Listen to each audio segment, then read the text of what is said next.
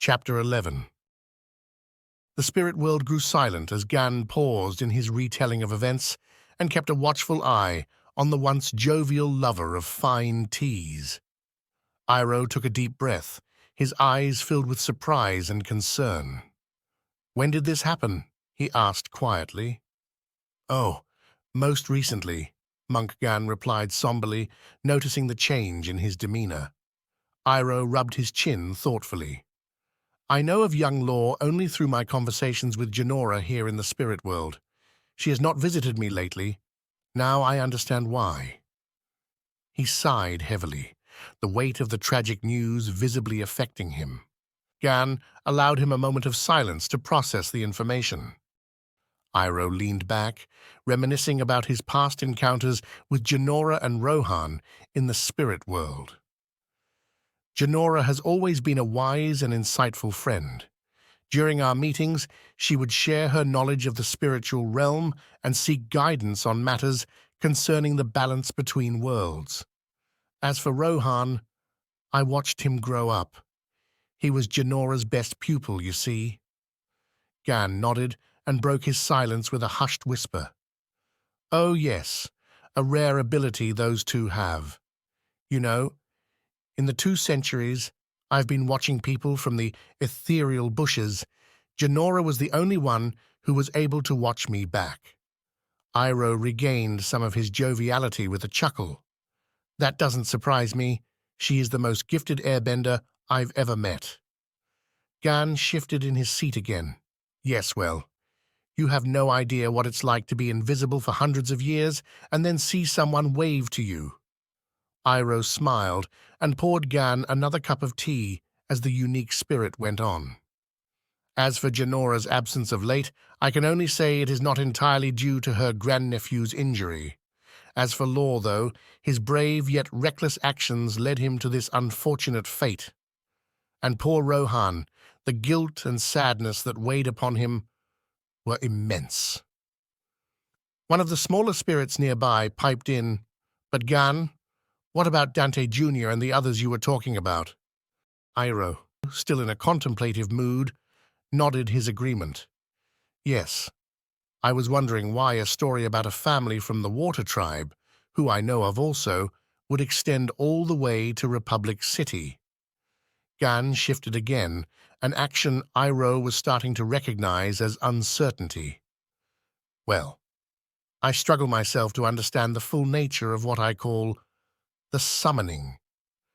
As I stated at the beginning of this particular story, I was spreading my invisible essence over the backs of clouds, an act I've become immensely fond of, when I was summoned." Iroh gave Gan an inquisitive look, imploring him for more details. "All I can tell you is what I surmised myself. I have been summoned 4 times in my travels, and each of those times seemed to revolve around a different nation. However, I could find myself being summoned to a different part of the world and see what appeared to be random events play out. You see, my friend, what I've surmised about the summoning is this. The events I see unfold are of historic significance to the 4 nations, and each time I'm pulled to another location, the events I see there always connect to the events of the initial summoning." Gan looked back to the small spirit that had spoken before continuing. "And yes, my little friend, this time was no different. You see, Rohan and Law's grandfather knew about Varys and Varric Pharmaceuticals as well. They knew the doctors there provided the best chance for Law's recovery, and that is where they went." The spirits around them grew in number as the narrative unfolded. Iroh sipped his tea and listened intently as Gan resumed his tale. Chapter 12. It was in the quiet hours of the early morning when Dr. Varys arrived at Varric Pharma. Her private car pulled up to the entrance, its headlights cutting through the crisp morning fog like a hot knife, casting long shadows across the snowy pavement. The low hum of the engine filled the silence as the security guard, recognizing the familiar vehicle, sprang into action, opening her door with an air of deference.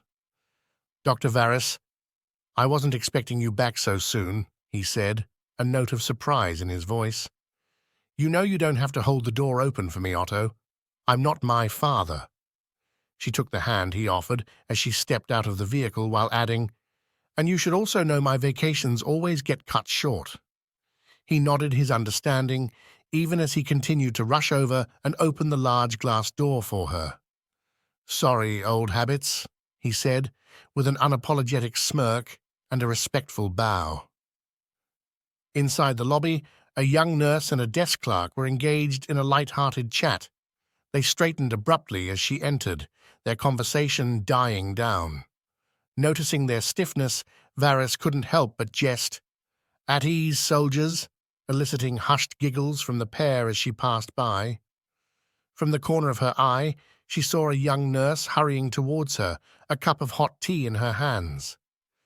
"Dr. Varys, I figured you might be tired from your flight, so I brought you some fire lily tea with lemon." "Thanks, June, you're the best." Varys reached for the cup and quickly drank its steamy content. "Careful, that's still—" Eyes wide and alert, Varys handed back the empty cup to a surprised June. "Thanks, I needed that. Now tell me, has Dr. Solaris arrived yet?" June blinked away her hesitation before replying, "Yes, she is already with the patient." Dr. Varys nodded appreciatively. "Thank you, June." She started to walk away before turning back to add, "And feel free to go get some sleep. I happen to know your shift ended hours ago." The young nurse blushed as she reluctantly took her advice. Still tired from the unexpected flight and lack of sleep, Varys did her best to compose herself before opening the door to her patient's room. On entry, she saw Dr. Solaris perform a chi reading as two master airbenders grieved over the young patient. One she recognized as Rohan, whom she met previously through her parents.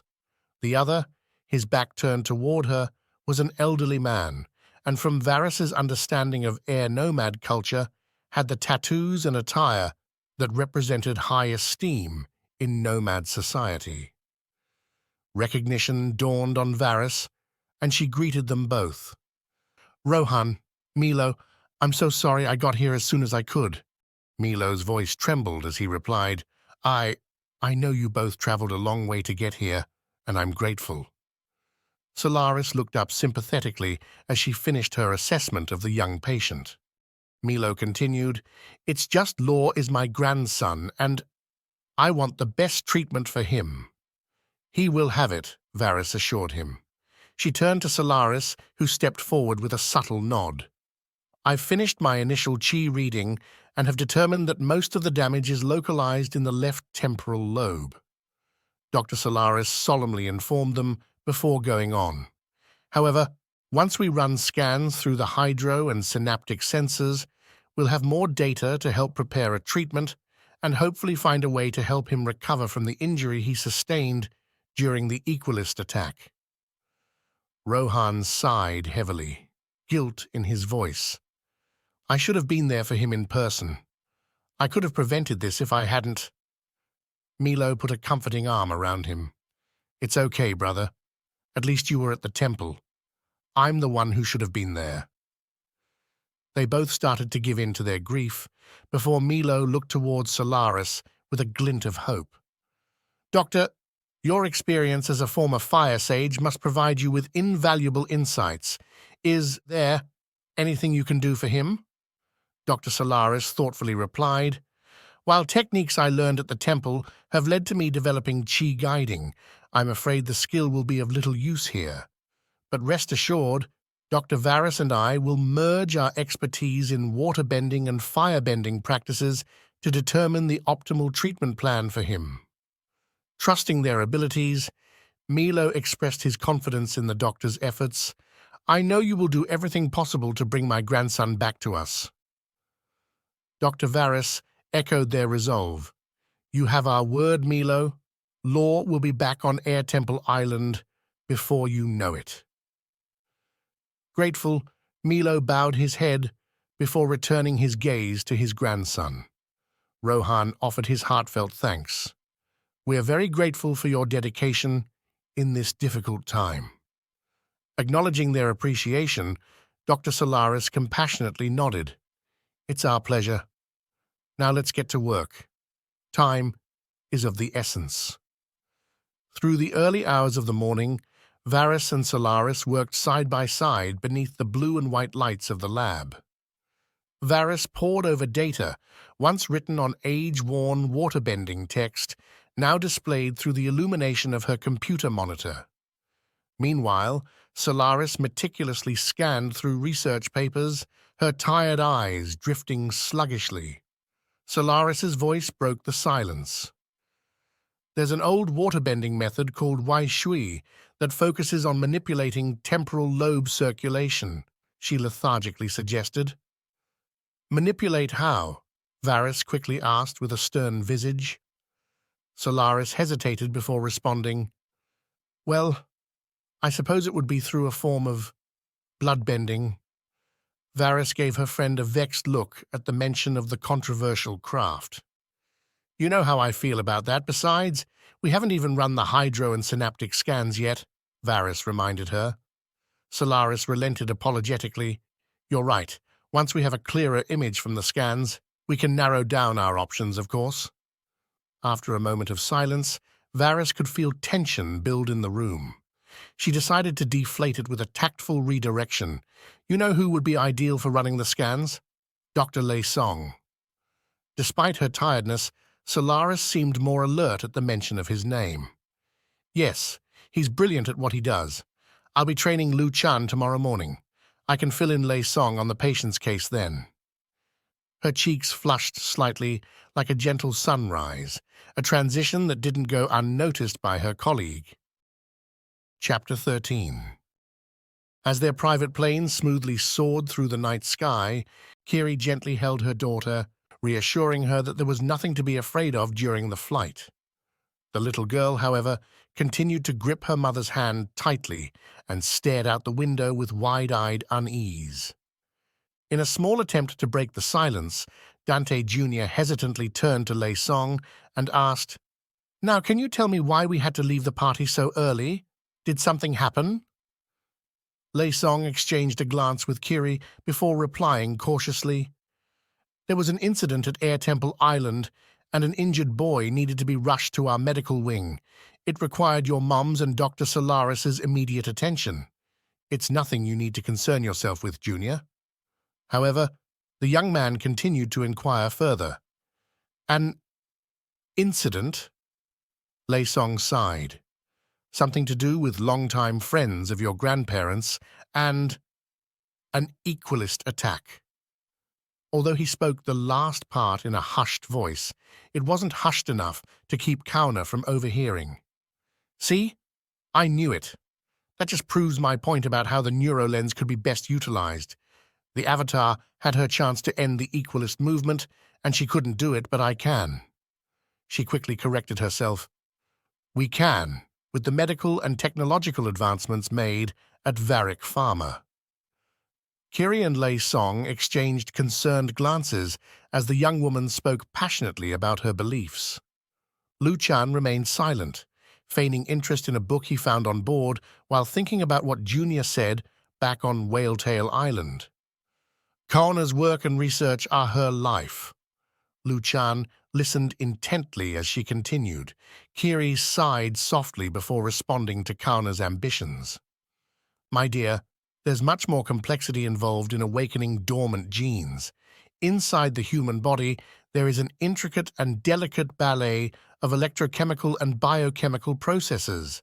Just because we can see that beautiful ballet doesn't mean we have the right to puppeteer the performance." Kauna rolled her eyes to what she clearly thought was an over-dramatization. "Well, that's not what Grandpa, a.k.a. the majority shareholder, thinks." Lei Song cleared his throat. "Regardless of what we can do, we must respect the balance of nature and be cautious not to wield too much power over it."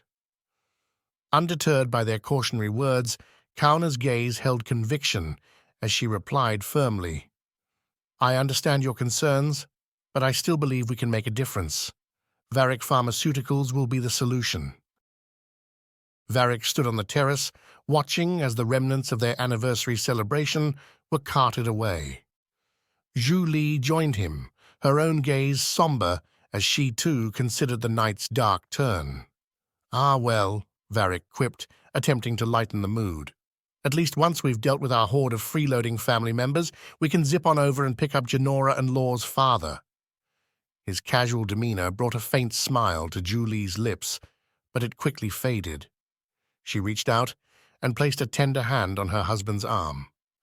"Honey, you know you're not well enough for that kind of travel right now," she advised gently, concern etched in her brow. "It will be a long trip. Last I heard, Lanzu was at the Southern Temple, while Janora has been at the Western Air Temple for some time now. I can go instead, while you oversee our freeloading family members." Varric chuckled softly and knew his wife was right. "Very well, my love. You can make the long trip while I make sure our extended clan doesn't eat us out of house and home." Their eyes met briefly before they both returned their gazes back to the view from their high perch. Lost in thought, they mulled over the recent events and contemplated the coming challenges. The plane continued to cut through the night sky as time and exhaustion slowly cut through the tension inside the cabin. The group had momentarily run out of arguments and issues to discuss, leaving them with little choice but to close their eyes and try to rest. Kauna, however, remained lost in thought, her goals for Varric Farmer swirling incessantly within her mind. Lu Chan watched her from his seat as she moved to rub the back of her head and then bumped her elbow against the window. She looked up, and their eyes met briefly before he looked away. Kauna got up and walked toward the bathroom, but fell onto Lu Chan's lap as she passed him by.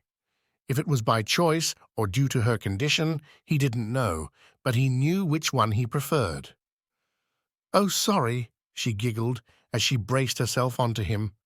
"There's more of that beauty of imperfection you were talking about earlier." He just smiled in reply as she picked herself up and sat across from him. "So, I heard some of your ideas for your mum's company?" He finally managed to stammer. "Oh, just some?" she asked, with a slight smile, while pulling some loose hair away from her face. Lu Chan squirmed before responding. I just think your ideas were really good, and you're so passionate when you talk about them."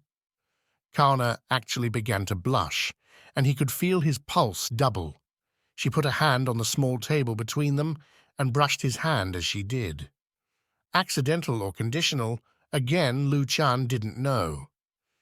"What did you think of what Kiri said about the bio and electrochemical ballet that happens in the body?" she asked, without waiting for a response. "You've been training with Solaris for a long time.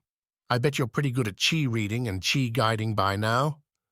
Kauna continued in her seemingly random subject change. "Do you think the chi energy in someone's body has any connection to the electrochemical processes Kiri was referring to?" Lu Chan thought for a moment, not of the question, but of what combination of words would make this conversation last forever. The plane eventually descended through the cold night air, landing safely at Eska International Airport in the Northern Water Tribe. As they disembarked, Kiri held Nene reassuringly, sensing her daughter's relief to be back on solid ground. The group split up at the airport. Kiri and her daughter headed off to their home, as Lei Song and Lu Chan retired back to theirs. Dante and Kauna wasted no time getting back to their estate. The private driver their mum had arranged was right outside the airport and greeted his two pacified passengers with a well-honed, forced smile that quickly disappeared as soon as they stumbled into the back seat. Once the siblings were back home, Junior went straight to bed, while Kauna tried to stay up until their mother returned. However, moments later, they were both sound asleep. Chapter 14. Solaris approached Lei Song's residence, excited to see her colleague again. She had been thoroughly enjoying her training sessions with Lu Chan, and the extra time it allowed her with Lei Song was an added bonus.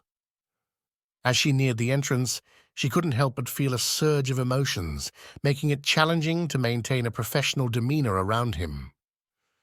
However, she took a deep breath and composed herself before knocking.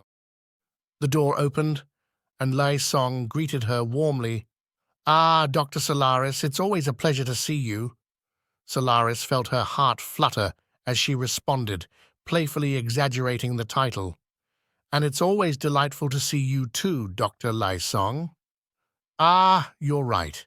I suppose we can leave formalities behind for now," he conceded with a chuckle. He held the door open wider, inviting her inside.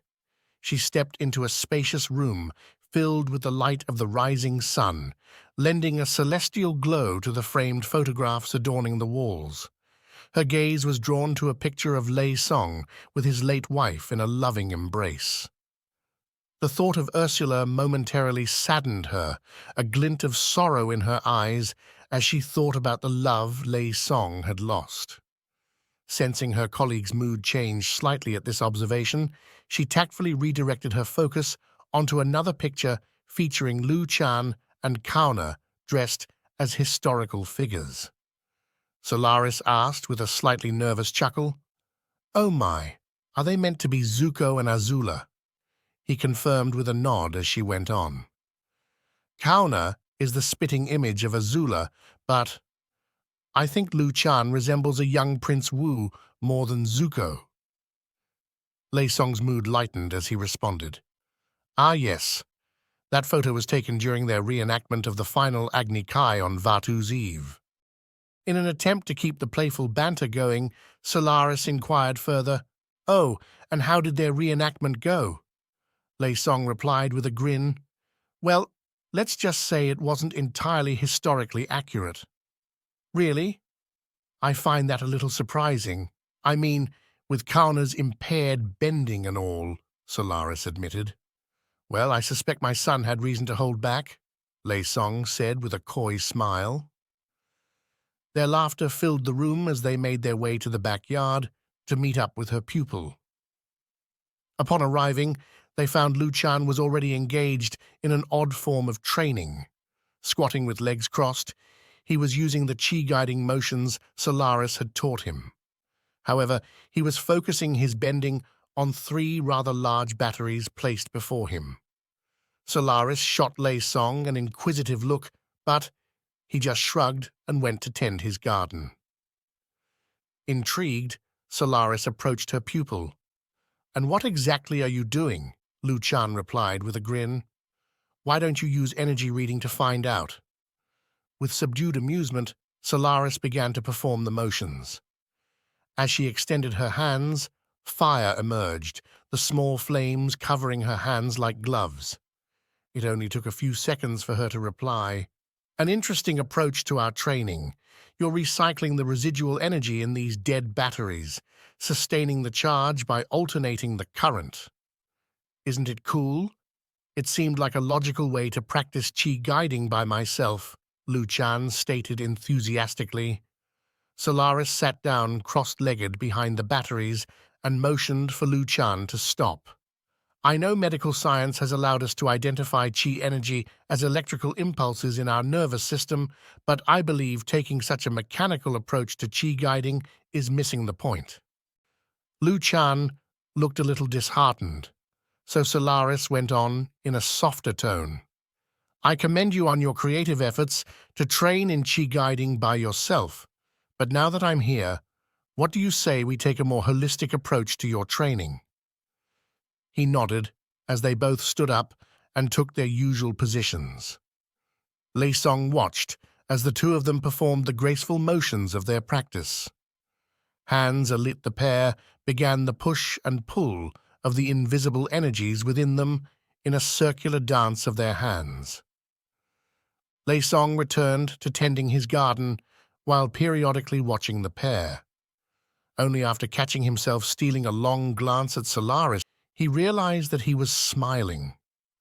The revelation, however, brought on feelings of guilt. The smile vanished, and he turned back to his gardening as Solaris continued her tutelage under the glow of the rising sun. Lei Song finished planting his panda lilies and tended to the environmental controls of his garden as soft footsteps approached him from behind.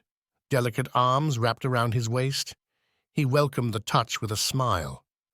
"You should be in bed," he said, as he turned toward the love of his life. "Well, then you shouldn't plant panda lilies. You know what they do to me." Ursula moved to kiss her husband, but the reach of her belly made it difficult. Lei Song gently held her stomach with a dirt-smudged hand.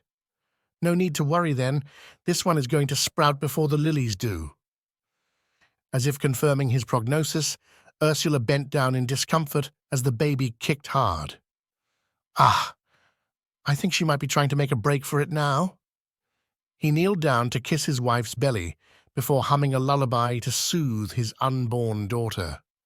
The tender moment was broken by the enthusiasm of a young Lu Chan who eagerly approached his mother. "Hey, Mum, look what I can do."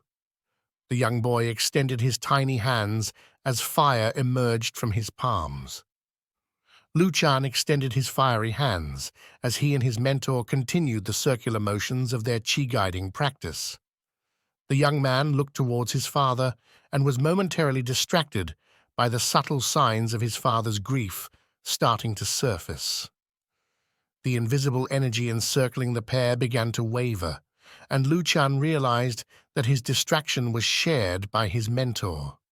Solaris looked towards his father with a look of grief in her eyes, and a spark of something else. Through the insights garnered from years of training, the young man surmised the meaning behind the wavering chi energy inside Solaris. As the two continued their practice in silence, Lu Chan reflected on how he felt about this new revelation. Chapter 15. The day of her investor conference came earlier than Varys would have preferred. She busied herself with last-minute preparations and gathered notes, filling the house with manic energy, an energy that didn't go unnoticed by Dante, who woke up earlier than usual due to the loud clatter from downstairs. In the bustling living room, Varys frantically prepared for her big presentation, with Kauna supporting her efforts. Dante Jr. hesitantly entered the room. As he approached his mother and sister, he noticed their subtle reactions to his presence. His sister's slumped shoulders, the long sigh they both emitted, his mother tensing up. "Can I help with anything?" he asked tentatively. "No, we've got everything under control," Varys replied, with an air of indifference as she adjusted her presentation materials. "I didn't have time to make breakfast, so if you're hungry, you'll have to make something yourself." "Try not to burn the house down," his sister jeered. That's okay. I'll just have some seal jerky," Junior replied, ignoring his sarcastic sister. "Big surprise," Corner mocked under her breath. After he sat at the small dining table with his jerky, his mother continued to move through the house like a tornado. By contrast, his sister appeared much calmer and even seemed to enjoy their mother's anxious frenzy. Junior's gaze caught a nearby picture hanging on the wall, a photo displaying happier times when their family was whole. The warmth of his family's joyful countenances, including that of their father, Dante Sr., held his gaze in a tender embrace. The eerie vision from the barn clawed its way back into his consciousness, resurrecting the ghastly face of his father with bone-chilling intensity. A twinge of pain and sorrow gnawed at him as he thought of that tragic night. "If I had been having a pleasant dream instead of a nightmare, would you still be alive?" he silently asked himself. Kauna crumpled up a piece of paper and used it to knock her little brother out of his stupor. He looked up to see a much younger Kauna holding a snowball and smiling tauntingly. "What are you staring at?" she asked sternly. Junior rubbed his eyes and looked at his older sister again. "Nothing," he answered softly while reaching for another piece of jerky. With a disdainful sneer, Kauna admonished, "You need to lay off that stuff. It takes forever to digest." She then returned to smugly assisting her mother, as if the latter were the butt of a joke only she was privy to. As Varys completed gathering her materials for the meeting, she addressed Kana. "Here is a list of the volunteers for today's demonstration and the order I want them presented in." "Oh, and our firebender cancelled, but Dr. Solaris said she would take care of it," Varys informed her daughter, before her eyes briefly shifted to Dante Jr. "And you, clean up this mess," she said, while pointing at the carnage she and Kana had just created. Although it saddened him that their mother couldn't provide a proper goodbye aimed at him, Dante Jr. offered an awkward nod. Varys left after that, with Kana trailing close behind her. Soon enough, as expected, Dante Jr. found himself alone in the house. As he started to clean up some of his mother's mess, he couldn't help but feel a little sorry for her. He knew she had been working tirelessly to help the young airbender who had been brought to the hospital a few nights ago. Dante could also tell something had happened between his mother and Grandpa Varric, something that favored his sister over her. He recalled Kana's words from the flight home. "That's not the way Grandpa, aka the majority shareholder, sees it." Junior also thought about his sister's cavalier demeanor since the party, and the way she had talked to her superiors like Aunt Kiri and Lei Song as if she ran the company or something. Dante Jr. shuddered at the thought and went back to cleaning up the mess.